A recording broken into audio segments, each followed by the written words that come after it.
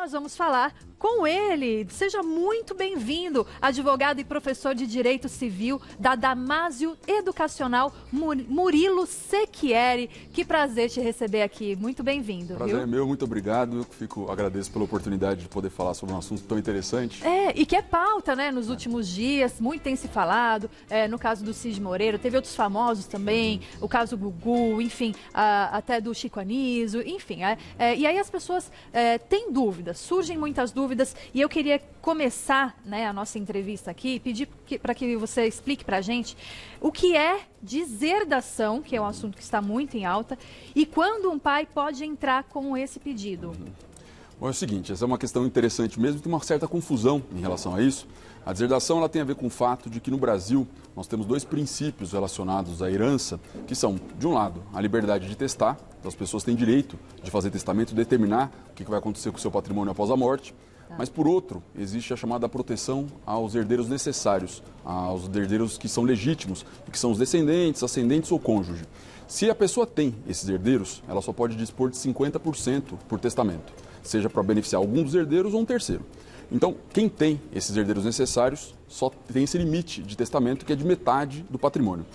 A deserdação entra exatamente nesse ponto. Se houver algum motivo, e tem que ser algum dos motivos previstos em lei, para que haja deserdação, essa metade, essa garantia para esses herdeiros legítimos, ela fica afastada. E esses herdeiros, então, não recebem nada. É uma forma de exclusão dos herdeiros legítimos à herança. Mas quais seriam esses motivos, então? Essa é uma questão importante também. Não se pode deserdar pela simples vontade, pelo capricho, pelo arbítrio do pai, por exemplo. É necessário que se verifique algum dos motivos apontados pela lei. E são motivos considerados graves. Por exemplo, tentativa de homicídio, crime contra a honra, atos que impeçam a pessoa de fazer testamento, agressão física, injúria grave, e abandono também é considerado suficiente para isso, mas são esses motivos e só. Então não adianta, e também tem outro detalhe que as pessoas desconhecem, mas é o fato de que uma vez morta a pessoa que fez a deserdação, é necessário que se proponha uma ação, aí depois da morte, para que se comprove a ocorrência daquele fato. Para que você tenha certeza de que aquilo de fato aconteceu. Então não é tão simples assim. Não é tão simples assim. E, por exemplo, a pessoa fez o testamento, ela tem 4 filhos, ela colocou 3 filhos no testamento e deixou um de fora, porque ela falou, não, para aquele eu não quero dar, então ele deixou de fora. Vale?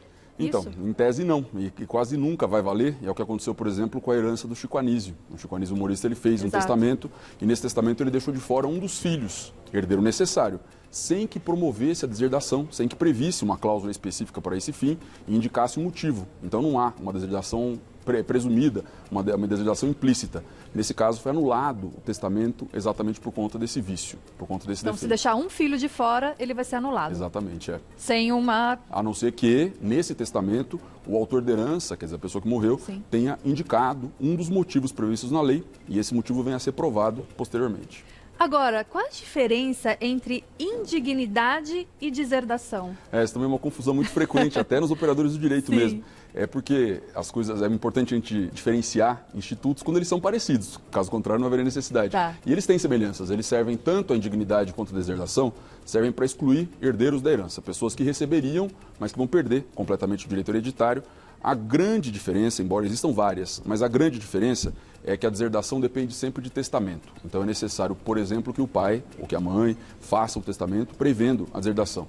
A indignidade, ela não depende disso necessariamente, é o que aconteceu, por exemplo, com a Suzane von Richthofen, que foi condenada por participação nos homicídios dos pais e que perdeu o direito à herança. Os pais não fizeram um testamento, obviamente, nesse caso, mas mesmo assim ela foi considerada indigna.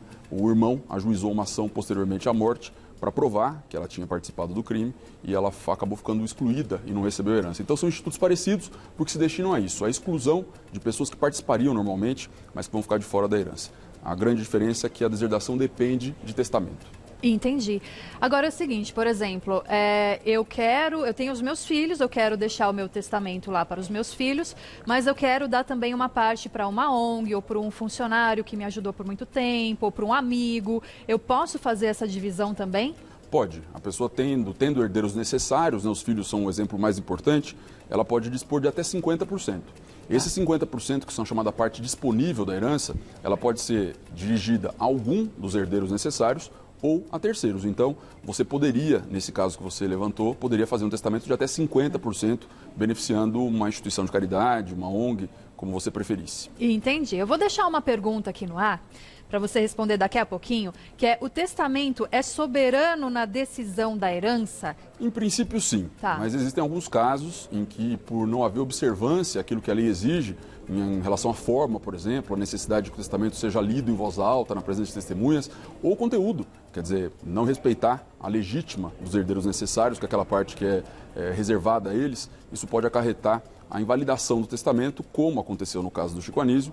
Sim. E também em relação a, por exemplo, o Cid Moreira, ao que tudo indica, tem havido uma deserdação, ele tenha feito um testamento deserdando o filho. Mas não houve a indicação, pelo menos nas reportagens, de qual teria sido o motivo. Então é possível que, ainda que esse testamento exista, pode ser que, se não houver indicação do motivo previsto na lei, que esse testamento não seja cumprido nesse ponto. Então, em princípio, se busca preservar a vontade daquele que fez o testamento, mas é necessário que ele tenha observado as disposições legais a esse respeito. Por isso que é recomendável que as pessoas que tenham algum interesse em fazer testamento ou queiram fazer um planejamento sucessório procurem um advogado ou a Defensoria Pública para que as questões sejam esclarecidas e elas possam fazer alguma coisa, um documento que seja válido e possa ser cumprido depois da sua morte. E é interessante o que o senhor falou, porque realmente você acha assim, bom, simplesmente eu vou lá e vou deserdar porque eu não gosto mais. E não é assim que funciona, né? Não é mesmo. Então, eu acredito que até o caso do Cid Moreira vai desencadear muita coisa ainda, muita coisa para acontecer, porque tem que ter um motivo muito grave para essa deserdação, certo? Tem que ser um motivo grave que esteja previsto na lei, seja apontado no testamento. Entendi. E que após a morte seja ajuizada uma ação por algum herdeiro interessado na exclusão daquele que foi deserdado para comprovar que o fato aconteceu. Então, existem várias etapas. Então, não se pode dizer que, por exemplo, o Cid Moreira deserdou o filho. Ele começou teve a intenção, né? Pelo menos por enquanto é isso que se pode saber. Mas... Agora, os filhos adotivos, eles têm os mesmos direitos dos filhos biológicos ou não? Sim. No Brasil, desde 1988, com a Constituição, foi estabelecida a proibição de qualquer designação discriminatória entre os filhos em razão da origem. Portanto, os filhos, sejam adotivos ou não, sejam biológicos, eles têm os mesmíssimos direitos, a mesmíssima proteção.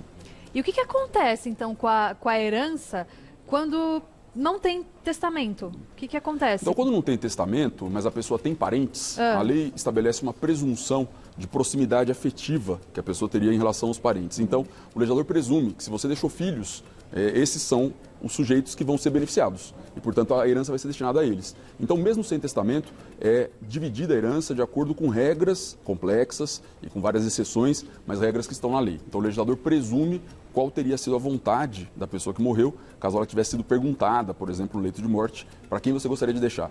Então provavelmente diria para os filhos, na falta de filhos para os netos, na falta de filhos e netos para os ascendentes, para os pais, para os avós e assim por diante. É isso que o legislador faz.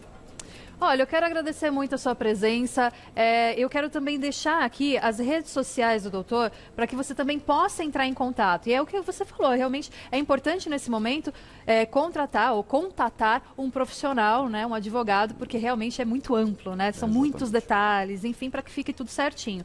Então, muito obrigada, doutor Murilo Secchieri, que é advogado e professor de Direito Civil da Damásio Educacional, e o Instagram é @Murilo Secchieri. Vou soletrar para ficar mais fácil, é SECHIERI. Murilo Secchieri, muito obrigada pela sua presença. Eu agradeço. Até mais. Até.